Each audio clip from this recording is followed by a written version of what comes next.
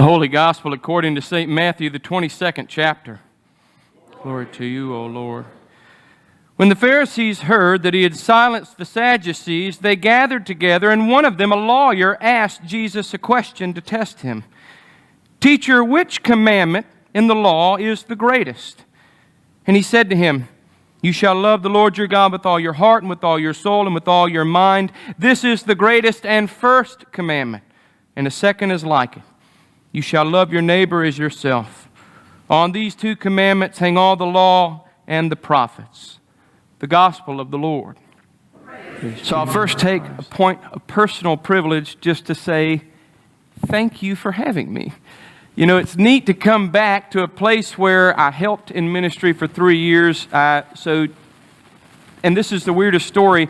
I happened to be at the Senate office in the fall of 2005 talking to Pastor Jenny Abishur and some other candidacy committee members when I ran across this guy that I'd never seen before, but I knew he was a pastor. He had kind of a loud mouth like me, so it was hard not to hear him. A guy named John Derrick. And he so happened to be looking for somebody to lead the youth at his church. And I so happened to be looking for somebody who could employ me because I was poor. Right? Poor seminary student. And it just sort of worked. That evening I came by, saw what was going on a Wednesday, and bada bing, bada boom, we were sort of tied at the hip there for a couple of years. And so it's neat to be able to come back and visit after all these years and see folks that I know your faces and that I've been in relationship with you and your children and all those things. So it's neat to be back. I appreciate you having me. I know that my family's happy to be here too. So we look forward to an opportunity to visit with some of y'all at dinner after worship today. Now, a part of the reason I tell you that story is because I think most of y'all know that I'm passionate about children and youth. I think it's because I'm still kind of a child. Ask my wife, she'll tell you. I'm just a goofball, right? I mean, I like to have a lot of fun, sometimes in the wrong situations, whatever. You're right, you only live life once. So, I really enjoy confirmation ministry. It is one of my absolute passions. I enjoy teaching the kids and being with the kids. And so I thought that maybe we would have a little bit of a back and forth confirmation lesson real quick, because I know Lutherans really love back and forth with the pastor. I know it makes you terribly nervous, and I don't care. I'm only here once. So we're going to kind of do this with the creation story, all right? So most of us are very familiar with this creation story. If the two creation stories, this is the one that we know the best and kind of can talk a little bit about. So I'll give you that much, all right? But we're going to go through and we're going to do kind of the 5 W's and the 6th how, all right? So we're going to do those 6 questions around the creation story, right? You got me? All right, so when and where? When would be at the beginning, all right? At the beginning of time. Where? Somewhere, anywhere. Yeah, I know that. That one's a little bit more difficult, right? So if we got when and where, then we go to what? What created? Everything, the earth, everything that was in it. Who created it? God. How did God create? He spoke. He spoke the world into being, right? And he said that it was good. So now we've got 5 of the 6. That leaves us with the last one. And this should be the easiest one of all. Why? Because, ... It's your turn, Pastor, right? Yeah. That's kind of what I expected. Why? Why did God create?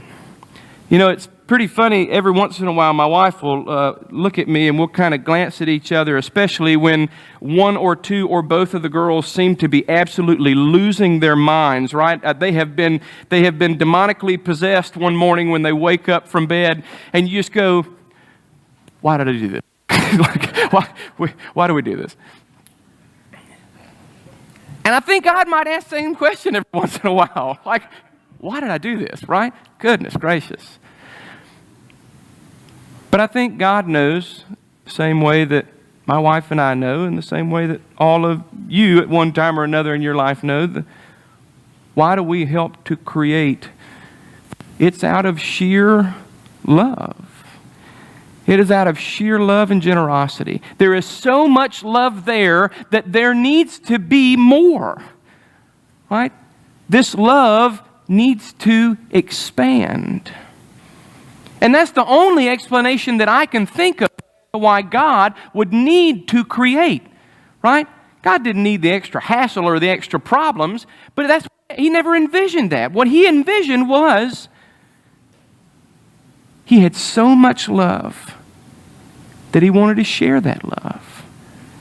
And so He created me and you and the world and all of these wonderful things so that He could bring His love. God was generous. And so He shared. And His sharing looks like everything that we see, everything that we've seen this morning on the ride over here, everything that we know about our life. That is an example of God's generosity. Now, there's another sort of example of God's generosity that we see in our gospel lesson for this morning. Okay? And that generosity looks like Jesus being asked, what is the greatest commandment? And what does Jesus say? We know. He says, we're supposed to love and serve God, and we're supposed to love and serve neighbor. Those are the two most important things that we are to be about in our life of discipleship, which is a life of love and generosity. So now I want to ask you, what is the fundamental witness of loving and serving God and loving and serving neighbor? I would say that is the church. I mean, if it's not what we're doing, it's supposed to be what we're doing, right? I mean, that's supposed to be what we are about. Loving and serving God and loving and serving neighbor. We come together for the purposes of worshiping God, learning about God, loving God, serving God, worshiping God, and then taking all that we know, all that we learn, all that we have, and going out and giving it away to a world that we know truly needs it. Now, there's different ways that we go about the love and generosity that we have within the walls of the church, right?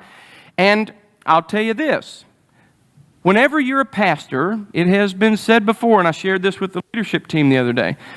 Some people will say, Pastor, when you get up there and you preach, that's one thing, but you get up there and talk about money, that's peddling. That ain't preaching anymore, right?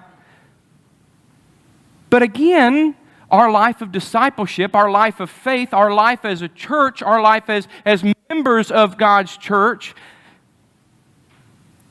the money part, it's a part of that too. There's a picture, I shared this with the smaller leadership team about 6 weeks ago when we got together for the time. It's this picture of a guy and he's getting baptized, okay? And the picture of him is he, by himself, in the water. But stretching out of the water is about his elbow up to his hand, and clutched tightly in his hand is his wallet. You can baptize me all you want, preacher, but you're not getting a hold of this, right? This is different. This is different. I would suggest that it's not. How do we as a church love and serve God and love and serve neighbor? How do we as a church have the ability to do that without the generosity of the church's members? How do we go about learning and serving and worshiping and doing all those different things if we're not generous with everything, including our treasures? That's a part of what we're here to talk about today and to think about today. Now, I know you'll be saying, Pastor, that's impossible, right? I can give of my time, that's fine. I've got some talents. I'll sing in the choir. I'll help run a video camera. help clean the building. I'll do whatever I can, but that money part, that's just too much. I don't think I can do that part.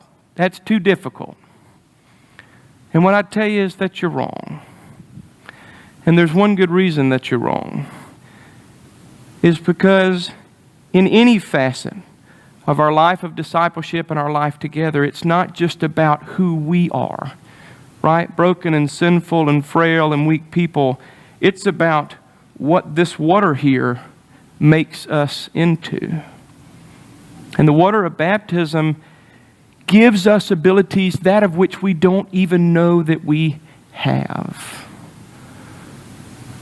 And I hope that Holy Spirit given to us in baptism, the life given to us through Christ's death and resurrection, the generosity given to us by God through His creating us and all that we have, I hope that it will lead us and guide us, especially today as we consider our love and our generosity to Zion, to this church, to the world around us through our Consecration Sunday.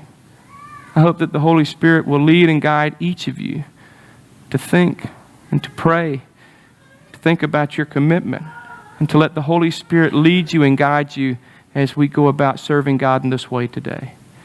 Amen.